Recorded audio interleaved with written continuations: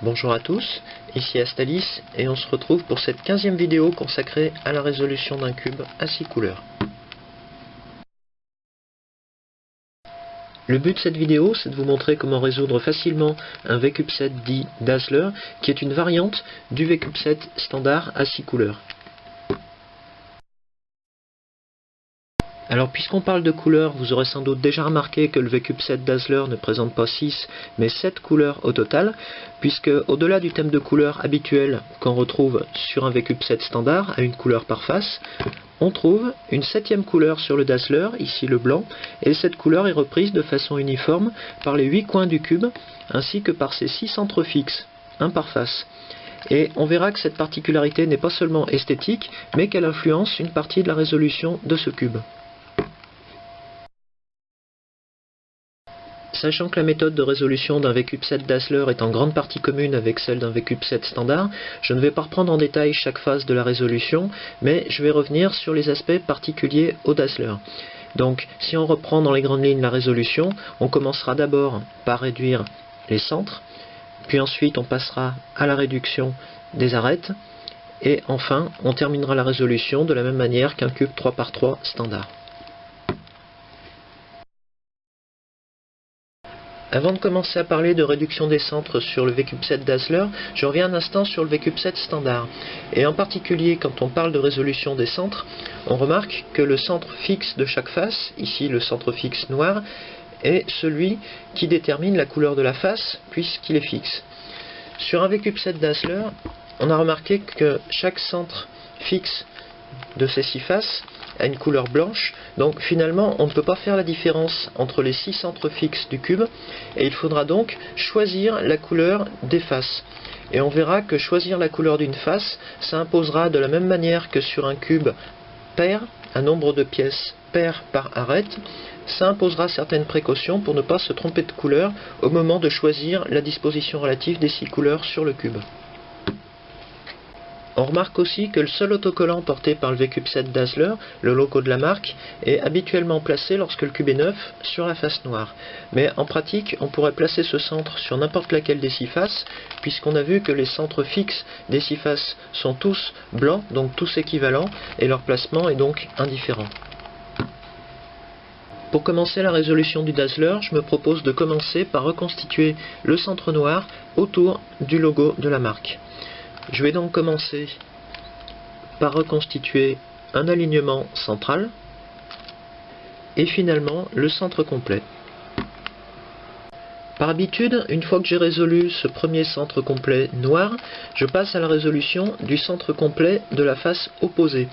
Et si sur cette face on a toujours un centre fixe de couleur blanche, pour déterminer la couleur du centre complet que je vais reconstituer, je n'ai qu'à me souvenir du thème de couleur standard sur un cube.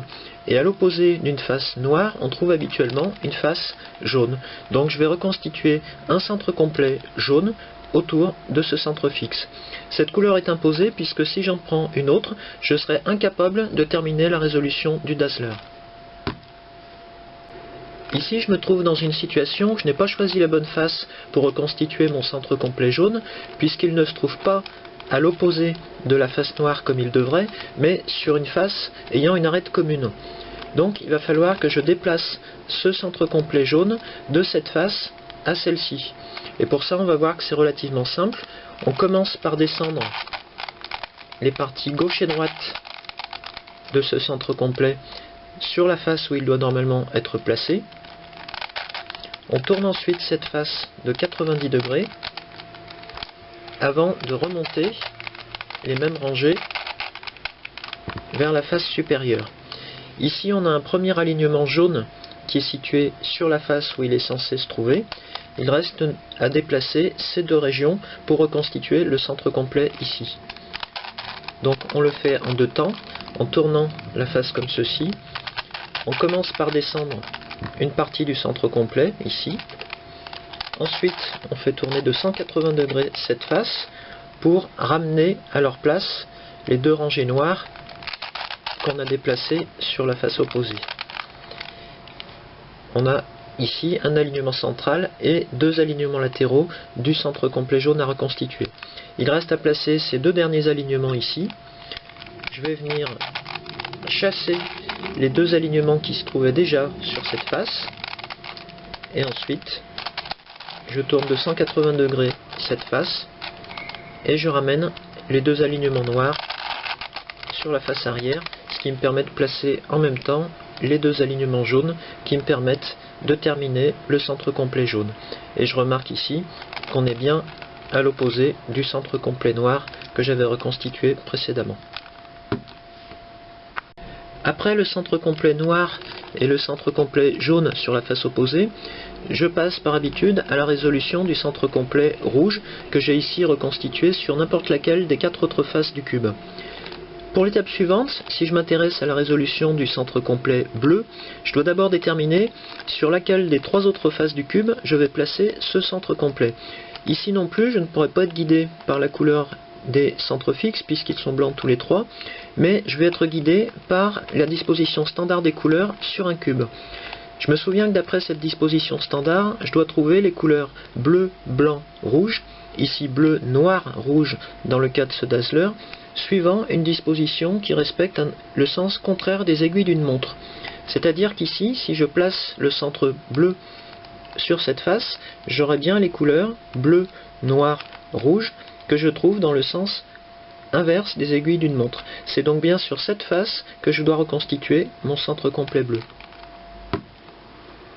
Une fois que j'ai reconstitué mon centre complet bleu, il ne me reste plus qu'à compléter les centres complets jaune et vert, et pour déterminer là aussi sur quelle face se trouve chacun de ces centres complets, je passe par les couleurs complémentaires.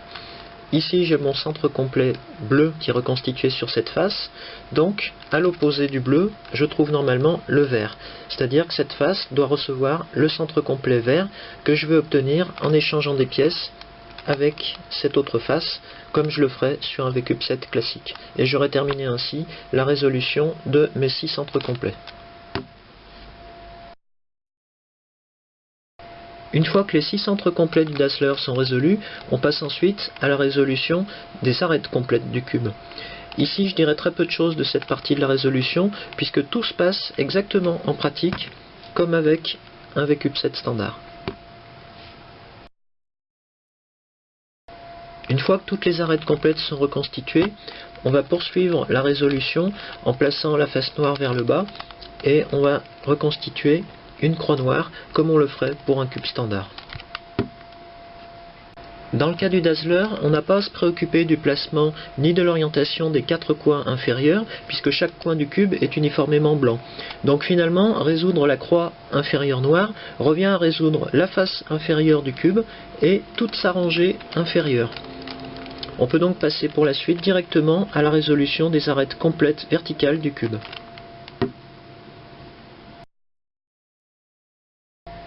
Pour mettre en place les arêtes complètes verticales sur un Dazzler, on va pouvoir se simplifier un petit peu la tâche du fait des coins uniformément blancs sur ce cube. Si je prends l'exemple de cette arête supérieure bleue et rouge, je peux tourner la rangée supérieure du cube pour l'amener non pas comme sur un cube classique au-dessus de la face qui est en correspondance de couleur avec elle, mais au-dessus de l'autre face, c'est-à-dire la face bleue. Et je remarque que l'emplacement final de cette arête bleue et rouge est ici, puisqu'on a la face bleue de ce côté et la face rouge de l'autre. Et je vais tourner la face dont ne dépend pas cette arête, donc ici la face rouge, de manière à venir placer ici, c'est-à-dire à l'emplacement final de cette arête, une arête noire. Et il me reste ensuite à tourner la face supérieure du cube pour venir mettre en correspondance de couleur cette arête bleue et rouge et la face rouge. Et en dernière étape, je ramène l'arête noire sur la face inférieure. Et j'ai bien placé mon arête bleue et rouge entre les deux faces bleu et rouge.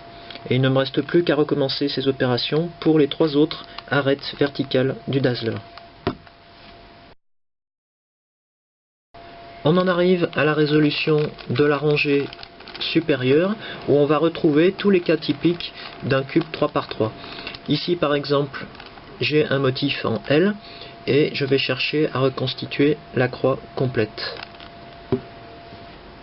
De la même manière que pour la face inférieure et cette croix inférieure noire, lorsque j'obtiens cette croix supérieure jaune, j'ai en réalité déjà résolu la face supérieure, puisqu'on n'a pas ici à s'occuper des quatre coins qui ont une couleur uniformément blanche. La fin de la résolution du Dazzler va donc se limiter à une permutation des 4 arêtes complètes supérieures. À ce stade de la résolution, on a plusieurs cas possibles. Le plus simple, c'est celui-ci, c'est celui où on peut terminer la résolution simplement en tournant la rangée supérieure du cube et en vérifiant qu'on a bien correspondance de couleurs sur les 4 faces latérales du Dazzler. Le deuxième cas possible, c'est la situation où on a une correspondance de couleurs entre une face latérale et une seule des 4 arêtes supérieures du Dazzler. Donc dans ce cas de figure, on va placer cette arête supérieure en correspondance de couleurs sur la droite du cube et on va se servir de l'algorithme qu'on a déjà vu qui permet de permuter entre elles les 3 dernières arêtes supérieures du cube. Donc si je l'applique, ça donne ceci. Luc tient le bar de son fils, une lubie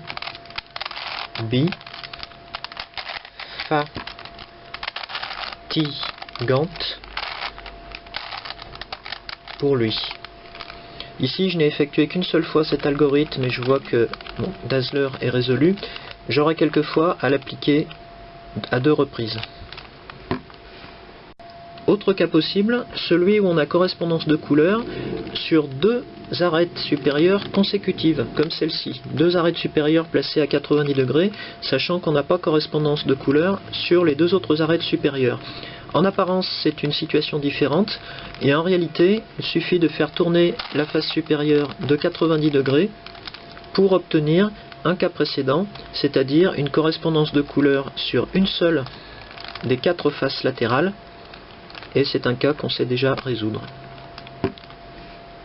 Dernier cas de figure possible, c'est la situation où on a correspondance de couleurs, mais seulement sur 2 arêtes supérieures opposées du cube. Donc dans ce cas-là, une seule chose à faire, peu importe l'orientation de départ, du moment que la face jaune reste vers le haut, on va appliquer une première fois le même algorithme que tout à l'heure. Luc tient le bar de son fils, une lubie fatigante pour lui. Et ici, en tournant la face supérieure du cube, on s'aperçoit qu'on peut établir une correspondance de couleurs sur une des 4 arêtes supérieures complètes du cube, et donc on est ramené à l'un des cas précédents, un cas qu'on sait déjà résoudre. Je viens donc de vous expliquer comment résoudre le Dazzler en partant du principe qu'il n'a qu'un seul état résolu, de la même manière qu'un cube 7 par 7 classique.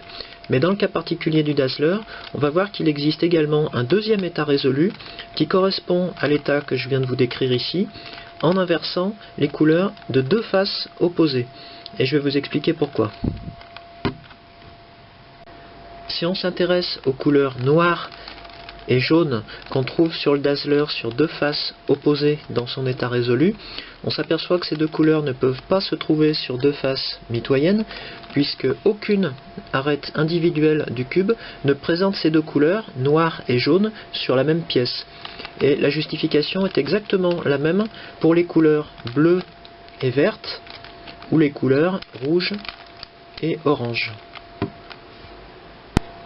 Si on combine toutes ces contraintes au niveau des couleurs du Dazzler, on arrive entre autres à la conclusion que les couleurs bleu, noir et rouge doivent se retrouver autour d'un coin commun.